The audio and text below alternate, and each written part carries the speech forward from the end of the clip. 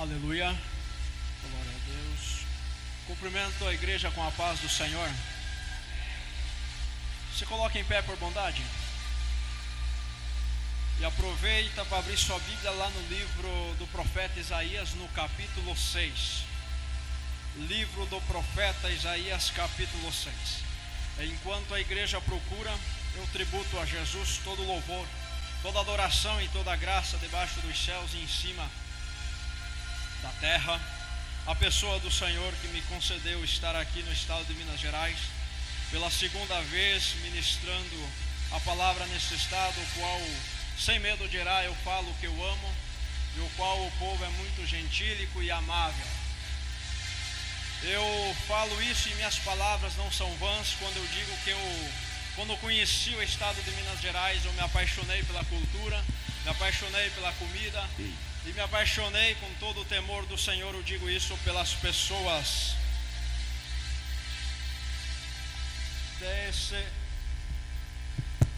desse estado. Olhe só, quantos acharam a palavra do Senhor, digam aleluia.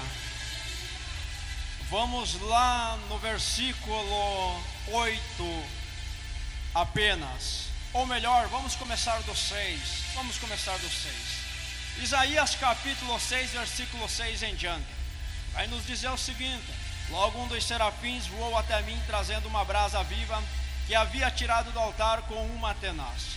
Com ela tocou a minha boca e disse: veja, isto tocou os seus lábios, por isso a sua culpa será removida, e o seu pecado será perdoado. Então ouvi a voz do Senhor conclamando: quem enviarei? Quem irá por nós? E eu respondi: eis-me aqui, envia-me. Aleluia. Tome seu assento, glorificando a pessoa do Senhor. Aleluia. Eu quero fazer menção de algumas pessoas que me possibilitaram estar aqui. Não posso deixar meu agradecimento à pessoa da minha mãe, que muito tem me ajudado e apoiado no ministério. Também lá de São Bento do Sul, Santa Catarina, da terra onde eu venho, toda a família Ziff e toda a família Kramer também, que são pessoas que Deus tem colocado ao meu lado e tem andado comigo. Também aqui do Rio de Janeiro, que está juntamente conosco aqui, irmão Luiz e irmã Gilmara, pessoas muito abençoadas por Deus, amigos de verdade, o qual também tem estendido a mão e apoiado o meu ministério. Também ao pastor Eldo pela oportunidade, pelo convite. Deus abençoe grandemente, aos demais obreiros que estão aqui, a todos os levitas, a você desde o maior até o menor. Muito obrigado por você estar aqui, que Deus lhe abençoe. Meus amados irmãos, o Senhor colocou algo no meu coração para estar compartilhando com a igreja do Senhor nesta oportunidade. Quando nós falamos do profeta Isaías, nós estamos falando na revolução. Quando nós estamos falando no livro do profeta Isaías, estamos falando no profeta messiânico. Estamos falando no profeta que foi levantado por Deus para fazer a diferença. Estamos falando num homem cheio da graça de Deus, após ter um encontro glorioso com o Senhor, para fazer a diferença onde estava. Deixa eu liberar algo para a sua vida. Deus, quando levanta alguém, levanta com o propósito de fazer a diferença. Deus, quando chama alguém, chama com o propósito, aleluia, de mudar o contexto da situação. E não interessa se o homem quer ou o homem não quer. Deus, quando levanta, ele levanta para fazer a diferença.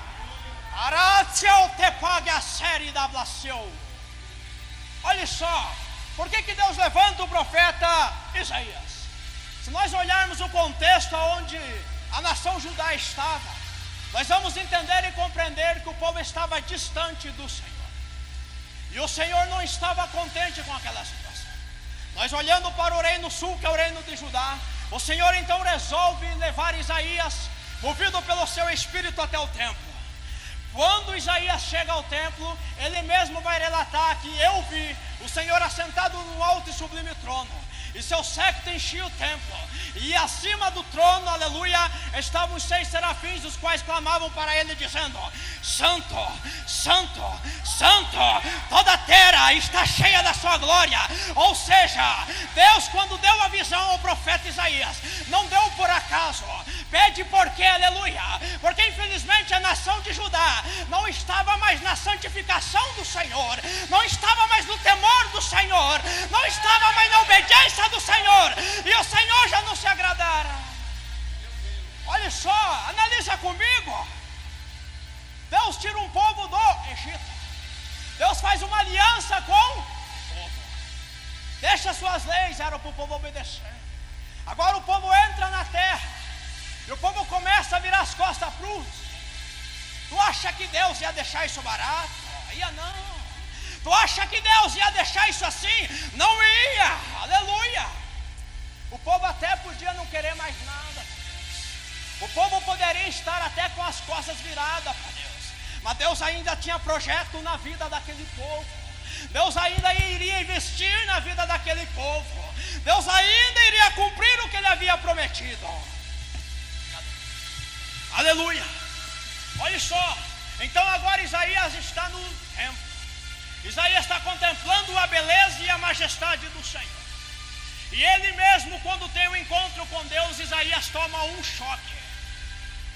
É isso que acontece. Quando o homem tem um encontro com Deus, ele ganha um choque. Por quê? Porque quando somos confrontados pelo Espírito Santo, acontece que nem aconteceu com o profeta Isaías. Nós tiramos os olhos dos outros e começamos a olhar para dentro de nós.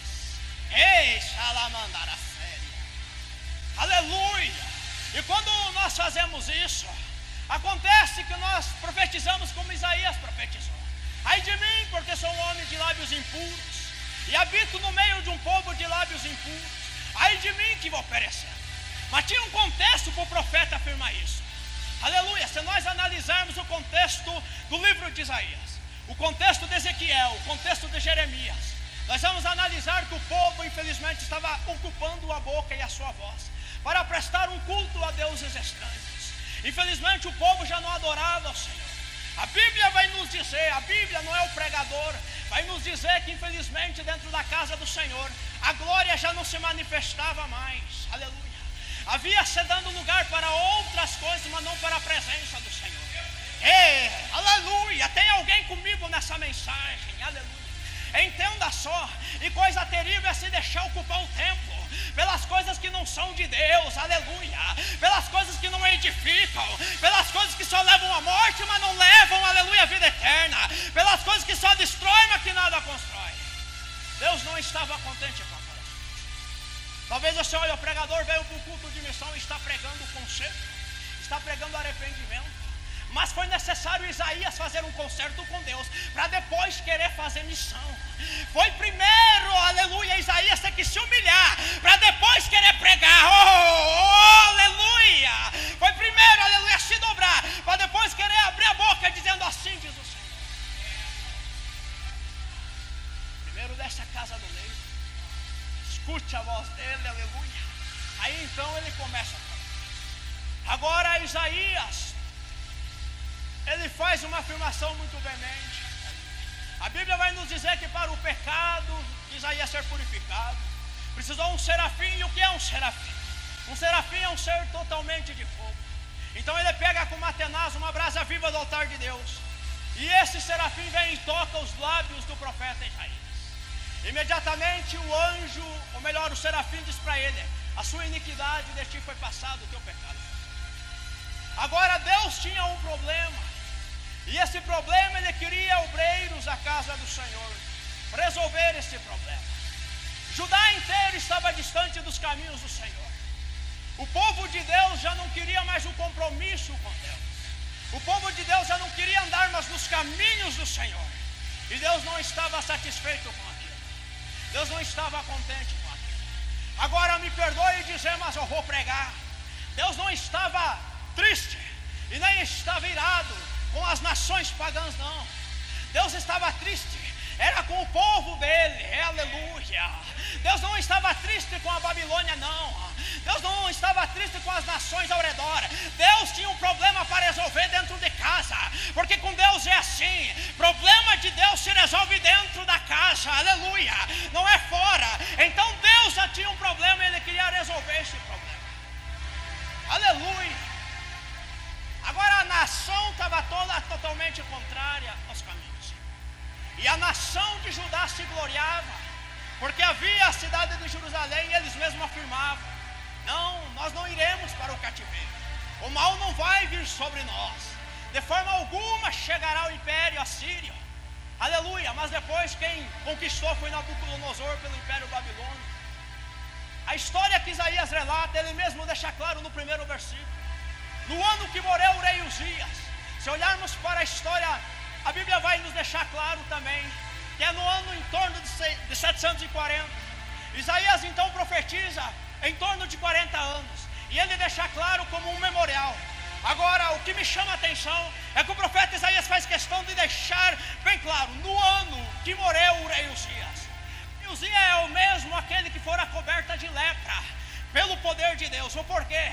Porque ele era ungido, ele era o rei, ele mandava e desmandava, ele fazia do jeito que ele queria fazer. Mas tinha um diferencial, aleluia.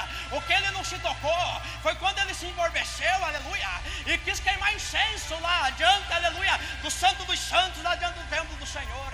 Os sacerdotes se colocaram diante dele e disseram: Uzias, é o seguinte, tu não tem autoridade para fazer isso, a tua unção não é para isso, aleluia. Ele não quis saber, aleluia. O poder subiu para a cabeça, então ele foi dar uma de sacerdote. A Bíblia vai nos dizer que ele é coberto de lepra. Pouco depois, então, ele desce a sepultura. E o que me chama a atenção é que o profeta Isaías deixa bem claro, aleluia. E entenda o que eu estou falando com você nesta noite da parte de Deus. As situações que por mais, aleluia, que nós possamos estender a nossa mão, não nos compete fazer. As situações que talvez o Senhor nos coloca, aleluia, como disse o homem de Deus, lá no último lugar, aleluia. Mas talvez é lá que o Senhor quer que nós ficamos, até o momento de Ele pegar e trazer para frente, aleluia. Olhe só, então Deus tinha esse problema. Ele queria botar um ponto final no que estava acontecendo dentro de Judá. Ele não estava contente, porque o templo era lugar de adoração, não era lugar de profanação. O templo, aleluia, era lugar, aleluia, de culto ao Senhor, aleluia. E não estava acontecendo isso, aleluia. Agora veja só, talvez você olhe, o pregador veio de tão longe para pregar essa mensagem. Eu vim de tão longe para pregar essa mensagem porque Deus me deu. Aleluia. Olhe só, veja só, Deus estava com um problema. E Deus, Ele mesmo tinha a solução. Agora a nação inteira estava. Mas deixa eu lhe dizer uma coisa. Quando Deus quer realizar alguma coisa, a opinião do homem fica para o lado de fora. Quando Deus tem um projeto, a opinião fica para o lado de fora. Talvez você olhe, aleluia, e diz: eu não investiria no profeta Isaías, porque ele também era pecador. Talvez você olhe para Jesus, aleluia, não investiria no Tomé, porque não era incrédulo. Não investiria no Pedro, porque era foito. Não investiria no Judas, porque era traidor. Não investiria no Mateus, porque era publicano, coletor de impostos, traía a nação, aleluia. Mas deixa eu lhe dizer, naquilo que ninguém investe, Deus investe, aleluia. Naquilo que ninguém dá nada, Deus, aleluia, investe. Não se sinta triste com o que eu vou dizer, mas talvez seja essa a razão para você estar aqui hoje. Porque ninguém investiu em você, mas Deus olhou para você e investiu. Talvez seja a razão porque o pregador hoje está aqui. Porque ninguém investiu em mim quando eu estava no mundo. Se eu não estaria no mundo, não estaria na casa do Senhor. Mas teve um que olhou com misericórdia e disse: não, eu vou investir. Aleluia. Olha só. Agora, Deus faz um questionamento. E Deus, com o chamado de Isaías, tem um propósito. Era botar conserto na nação. Agora Deus começa a levantar o profeta Isaías e começa a dizer as palavras dele para o profeta transmitir a nação. Agora pede, surtiu efeito? Surtiu. Ah, mas o povo foi para o cativeiro? Foi para o cativeiro. Mas o povo até foi para o cativeiro. Mas o povo não se esqueceu da pregação de Isaías. O povo não se esqueceu da pregação de Jeremias. O povo não se esqueceu, aleluia, da pregação dos profetas. Porque lá quando eles estavam no rio da Babilônia, aleluia, a cidade de Tel Aviv, perto do rio Quebar, eles ainda se lembraram do que os profetas diziam. E mesmo que tinha um tal de Ananias confrontando Jeremias, dizendo: não vai acontecer nada, é só 2 anos apenas. Que cativeiro o que, aleluia? Jeremias disse, cheio do poder, aleluia: quando tua palavra se cumprir, saberemos que tu é filho de Deus, aleluia. Olha, Allah sarabadacere. Olha só, agora Deus começa a usar o profeta Isaías. E Deus faz um questionamento. Olha só que maravilha. Deus faz um questionamento. O dono da sabedoria e da ciência faz um questionamento para um homem. E questiona: a quem enviarei? A quem ir por nós? Aleluia. Olha só, a nação estava contra a vontade do Senhor. Deus leva este homem para o templo. E templo é lugar de manifestação de glória. É lugar de aparição de Deus. É lugar de mover do Espírito Santo. É lugar de unção. É lugar de transformação. É lugar de encontro com Deus. Agora Deus questiona o profeta. E deixa eu lhe dizer uma coisa. Quando nos encontramos com o Senhor, tudo muda. A conversão, ela faz isso com o homem, tudo muda. Porque como eu falei no começo da ministração, eu tiro os olhos do meu irmão e começo a olhar para mim. Agora Isaías, cheio de solicitude, entendendo o projeto de Deus, ele mesmo se entrega ao Senhor dizendo: eis-me aqui, envia-me a mim. Agora pede, será que foi fácil a vida de profeta Isaías? Foi não, e eu vou falar. Porque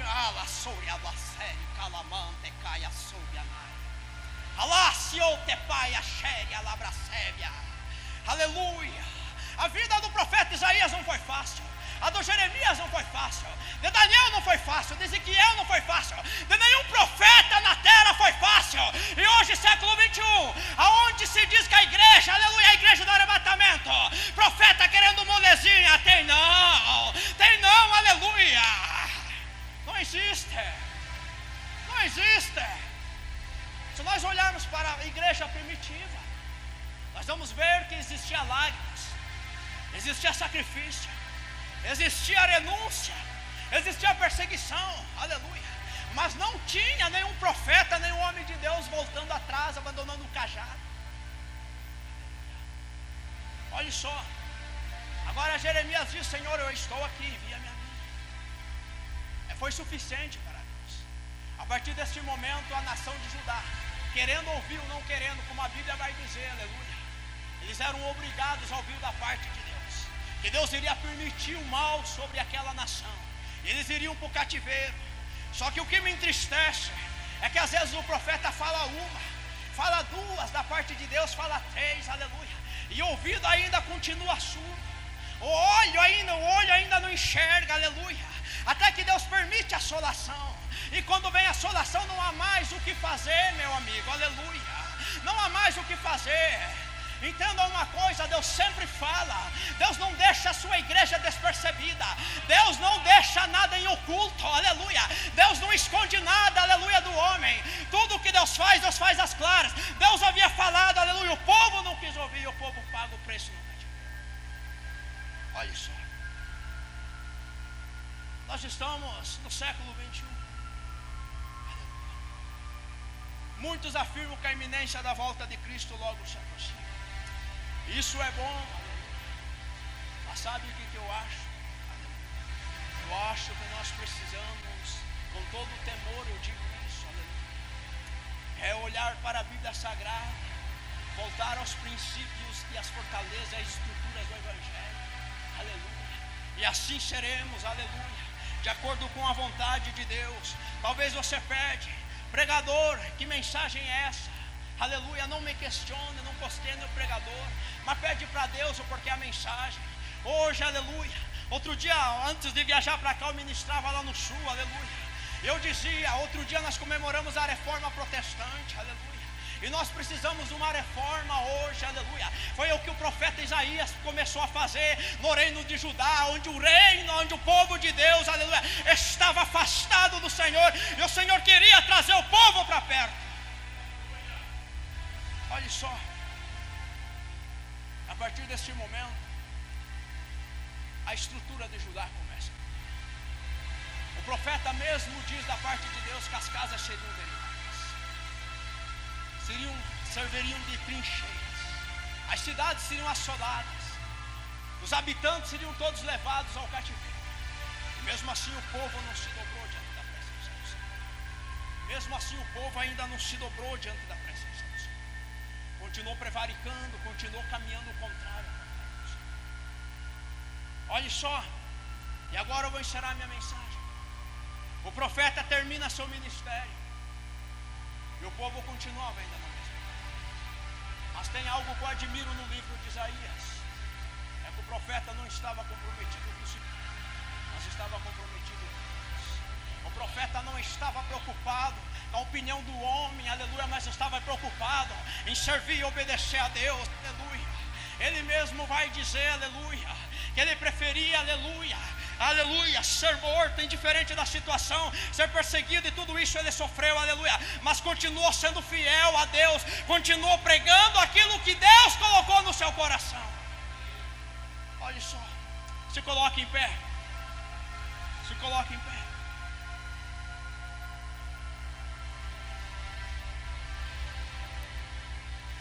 A Bíblia vai nos dizer, aleluia, que o povo então vai para o cativeiro. Para ser bem exato, no ano de 722, Israel vai para o cativeiro assírio. 586, Jerusalém cai, Judá cai, vai para o cativeiro. 538, Deus levanta Ciro, ou Dário, imperador, governador, rei, enfim, do Império Medo-Persa. Ali Deus permite o povo voltar de novo para Jerusalém. Sabe que eu vou encerrar minha ministração dizendo? Tudo tem um tempo de tempo. Teve o tempo de ouvir a pregação, mas teve o tempo de prestar juízo lá no cativeiro. Mas chegou um dia, e diferente da situação, e guarde o que eu vou repetir agora, Deus permitiu o povo ir, fez com que o povo isse, mas Deus ainda tinha projeto. Eu não sei o vale, a situação que você está passando, o cativeiro que você está passando, ele vai ter um fim, aleluia. Talvez nos questionamos, Deus, por que de tal situação? Mas o Senhor sabe, o Senhor entende, e o Senhor sabe de todo o propósito. Mas como eu disse, tudo tem um propósito, tudo tem um tempo determinado. Chegará o tempo em que Deus vai restaurar, chegará o tempo em que Deus vai restituir, chegará o tempo em que Deus vai trazer de volta. E quando esse tempo chegar, vai ter adoração na casa do Senhor, vai ter glória na casa do Senhor. Jerusalém será edificada, o muro será levantado, o templo será colocado em pé.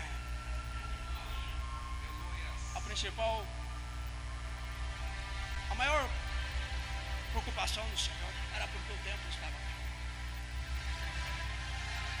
Até que Deus levanta o império Medo-Persa e permite que o povo volte a colocar o templo. Agora nós olhamos para a vida de Isaías e eu termino aqui. E abençoo a tua vida em nome de Jesus. Isaías foi muito usado por Deus. Foi o maior profeta que falou de Jesus, não teve outro. Foi o maior profeta que recebeu as revelações da pessoa de Jesus. Foi o maior. Mas antes disso, aleluia, ele precisou se dobrar diante de Deus e se consertar diante de Deus. É que tapaste o que defai de conevar.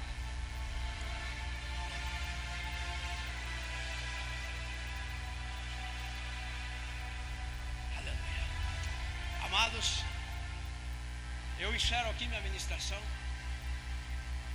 O que Deus colocou no meu coração, deixei a igreja. Deus abençoe a cada um dos irmãos que me suportaram neste tempo. Aleluia. Que Deus abençoe a vida de cada um de vocês. Em nome de Jesus, Pai, abençoa a tua igreja.